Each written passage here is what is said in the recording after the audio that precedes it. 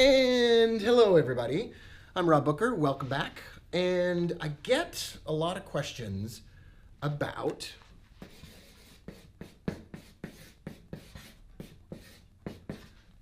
Bitcoin. Let's read a couple of those questions. Where is Bitcoin going? Boring. Why does Bitcoin only go up all the time? Lame. I want to pay my son's allowance in Bitcoin. Oh, that's an interesting one. So should you pay your children's allowances in Bitcoin? Well, okay, let's talk about Bitcoin for a moment, and let me describe some of the fundamental characteristics of Bitcoin. It will help if I draw a picture.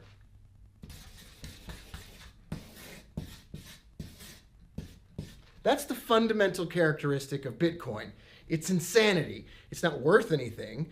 It doesn't have any true value. It moves in relation to the whims and expectations of a whole bunch of people that are basically sitting in the same room as each other. And there is one country in the world that is basically dominating the entire order flow of the entire currency. So, in other words, it's exactly like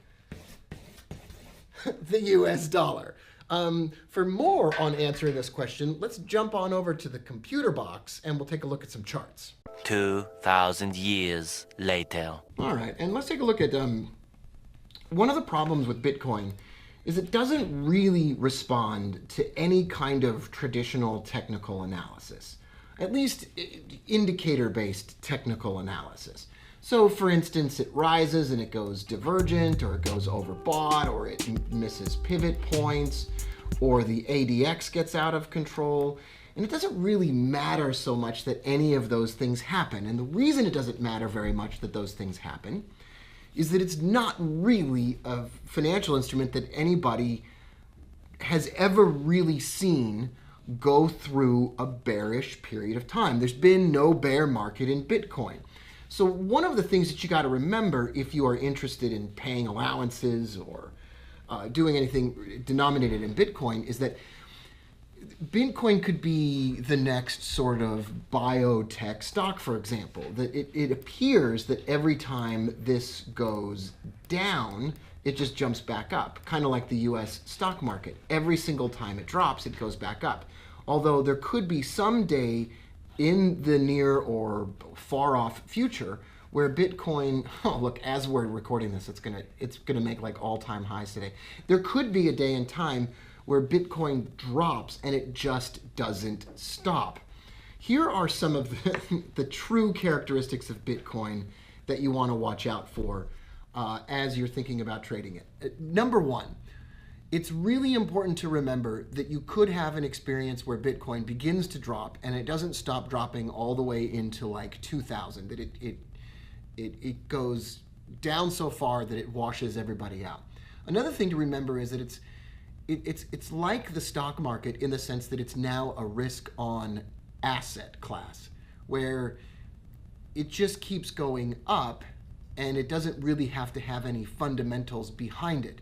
So if you do catch it and you do ride the upward movement, you might want to look for Bitcoin eventually to get to 10,000, 9,000, 10,000, or areas like that. But if you don't currently have any Bitcoin right now, you'd want to wait until that next really big and really significant drop. For instance, you could buy a little bit of Bitcoin every time it drops 10%. And you could say to your kids, if they want to be paid in Bitcoin for their allowance, you might say something like, I'll only pay you your allowance in Bitcoin after it drops, because as of right now, I mean, I've just been, in the time that I've been saying these words, Bitcoin has now gone up like $10 in 1 minute. You can say to them, the value of your allowance might drop significantly. The third thing to keep in mind is that the true, really big run in Bitcoin is going to come when someone makes it spendable somewhere. If you can start spending Bitcoin, then there's going to be an enormous amount of transactions that occur in Bitcoin. But then there's going to be a demand for it because there's going to be a perception that it's going to rise in value significantly, and that after it rises in value significantly, you can start spending your money your Bitcoin on stuff. Say, for instance, if Walmart or Amazon start accepting Bitcoin, then you know that this thing is going to be on a run. The other thing to realize about Bitcoin, as opposed to other kinds of financial instruments, such as the currency market. In the currency market, there is theoretically a fixed number of US dollars out in circulation. And there is a relationship between the amount of those dollars in circulation and the value of a US dollar. And the shorter the supply of dollars, the higher the value. Well, it's automatically built into Bitcoin that there is only a certain amount of it available ever that can be mined. And the longer it goes, the harder it is to mine.